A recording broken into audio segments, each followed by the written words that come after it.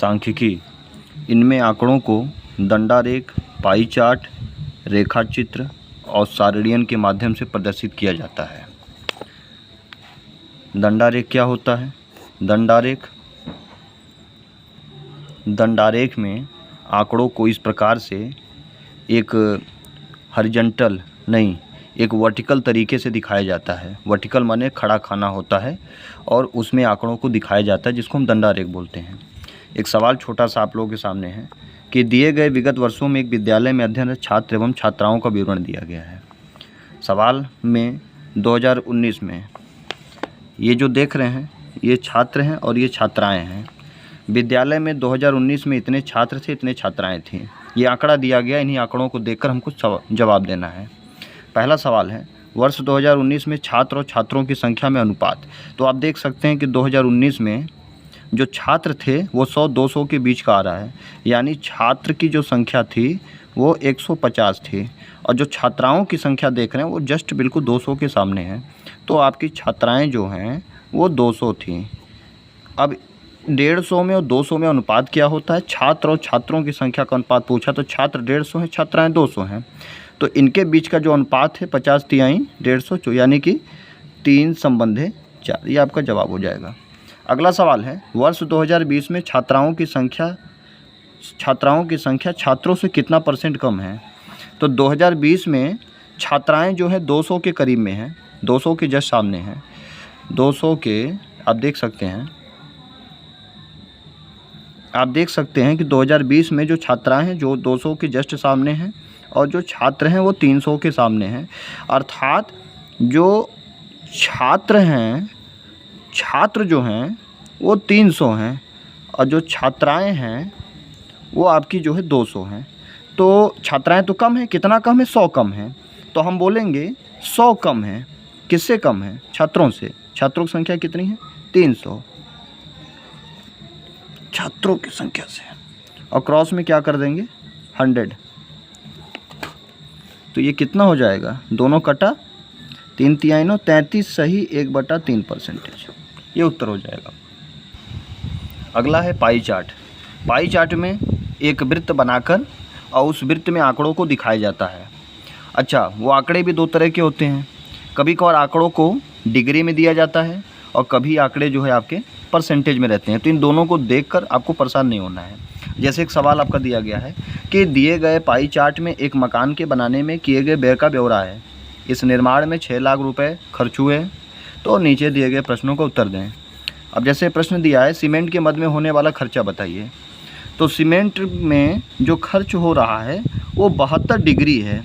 देखिए, अगर pie chart में कोई भी आंकड़ा आपको डिग्री में दिया जाता है तो आपको परेशान नहीं होना है, क्योंकि आप जानते हैं कि एक वृत्त में टोटल 360 डिग्री का कोण बनता है। तो अगर डिग्री में आंकड़ा दिया जाएगा तो आपको क्या करना है कि उसको जो है ना 360 से भाग दे देना, डिग्री ख़त्म हो जाएगी। और परसेंटेज में रहता है तो बटे में 100 करना पड़ता है। अब जैसे कि सीमेंट में होने वाला खर्च, तो टोटल खर्चा 6 लाख रुपये का है। तो लिखेंगे 1 2 3 4 5 6 लाख और क्रॉस। सीमेंट का खर्च कितना है? डिग्री में है 72 डिग्री। तो 72 डिग्री घटाएंगे तो बटे में 360 आएगा। इन दोनों को काट दीजिए। ये हो गया आपका 6 छाक 36 और 6 कम 6 दूनी 12। अब इसको गुणा करेंगे 1 2 3 4 12 1 2 3 4 इकाई ढाई सैकड़ा हज़ार 10,000 लाख 1,20,000, यानी इतना जो है आपके सीमेंट के मद में खर्च हो रहा है। ठीक है, 1,20,000। अगला दिया मजदूरी में होने वाला खर्च। तो मजदूरी कितनी जा रही है? 90 डिग्री।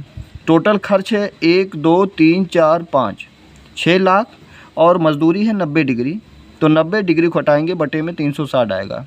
तो 9 चौक 36, इसको भाग देंगे तो 4 एकम 4 पच्चे 20 1 2 3 4 1 2 3 4 इकाई ढाई सैकड़ा हज़ार 10,000 लाख 1,50,000 रुपया तो मजदूरी की बैठ रही है। ये आपका उत्तर हो जाएगा। अगला है अगर पाई चार्ट का जो आंकड़ा है अगर आपको परसेंटेज में दिया जाएगा तो क्या होगा? अभी तो डिग्री की बात हो रही थी। अब परसेंटेज में अगर दिया जाएगा तो मैंने बताया अगर परसेंटेज में रहता है तो जब भी परसेंटेज को हम हटाते हैं तो बटे में 100 आता है, और जब डिग्री को हटाते हैं तो बटे में 360 आता है। अब जैसे यही आंकड़ा आपको दिया गया है कि किसी विद्यालय में अध्ययनरत छात्रों के विषयों का विवरण इस प्रकार दिया गया है। ये यहाँ पर यदि विद्यालय में 600 छात्र हैं तो दिए गए प्रश्नों का जवाब दीजिए। अब जैसे आप देख रहे हैं कि स्कूल में 30% विज्ञान पढ़ते हैं, 10% होम साइंस पढ़ते हैं, वाणिज्य जो कॉमर्स है वो 10% पढ़ रहे हैं, आर्ट को 20% पसंद करते हैं, और गणित को मैथमेटिक्स को 30% लोग पसंद कर रहे हैं, और साइंस 30% है। साइंस यहाँ पर 30% है। इन आंकड़ों को जोड़ेंगे तो ये टोटल आएगा 100% के बराबर। अब यहाँ पर पहला सवाल जैसा दिया गया है कि गृह विज्ञान पढ़ने वाले छात्रों की, छात्र तो पढ़ती नहीं है, छात्राएं ही पढ़ेंगी, गृह विज्ञान पढ़ने वाले छात्राओं की संख्या बताइए। तो अब आप देख रहे हैं कि टोटल जो है 600 छात्र हैं, तो 600 क्रॉस होम साइंस कितने लोग पढ़ रहे हैं, होम साइंस पढ़ते हैं 10% लोग, तो 10% को हटाएंगे तो बटा में 100 आएगा, दोनों कट गया, बराबर होम साइंस पढ़ने वाले 60 हैं। तो इसमें देखिए अगर पाई चार्ट में परसेंटेज में अगर दिया जाएगा तो बटे में 100 करके आंकड़ा निकालेंगे, डिग्री में दिया जाएगा तो 360 करेंगे। ठीक है दोस्तों, अगले वीडियो में आप लोगों को जो है ना सारणियन बताएंगे, टेबुलेशन जिसको बोलते हैं, सारणियन बताएंगे, और रेखा चित्र जो ऐसे ऐसे रेखा के माध्यम से रहता है उसके बारे में चर्चा करेंगे। वीडियो लंबा ना हो इसीलिए काफ़ी तेज़ी के साथ आप लोगों को सारे आंकड़े बता रहे हैं। एग्ज़ाम करीब है, मेहनत करिए और मेहनत करिए। ठीक है, ओके।